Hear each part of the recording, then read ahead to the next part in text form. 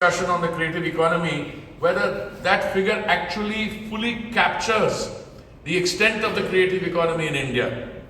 And the figure I use is, thanks to the Indian Chamber of Commerce, is that in India today is a $30 billion industry and is responsible for the employment of 8% of India's working population. The 30 billion figure I don't have much doubt with, but I do have a certain curiosity. I'm not saying I have a doubt.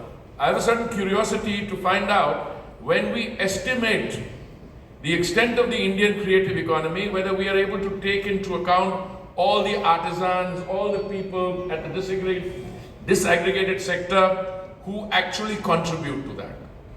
And that's a discussion, I think, which is worth having, because ever so often discussions on employment get so badly distorted to start focusing on formal employment that we miss the essence and I would say the richness and dynamism of the creative economy in its entirety.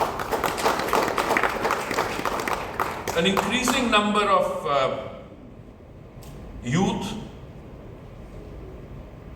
increasing number of Indians, especially youth, believe creative industries to be more appealing while also offering career security. Now that's an important point, because the stereotype used to be that if you want security in life, then you go for formal employment.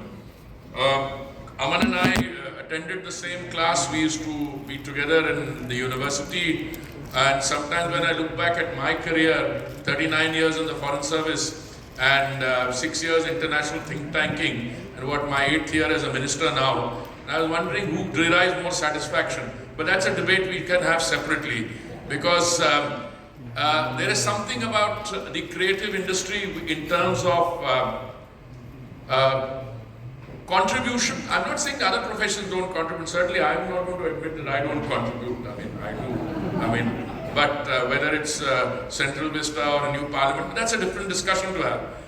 But what I'm finding is that creative occupations also now, and this is the good point, pay about 88% higher than their counterparts in the formal employment. Now that to me is an incentivizing factor, because if you look at the creative exports increasing by 20% last year,